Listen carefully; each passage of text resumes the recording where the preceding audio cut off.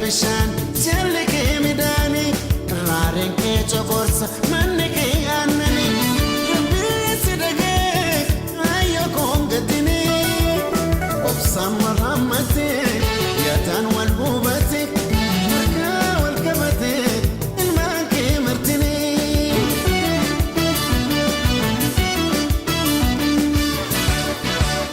labsa garriyaga hafurana gaya hada wam to defend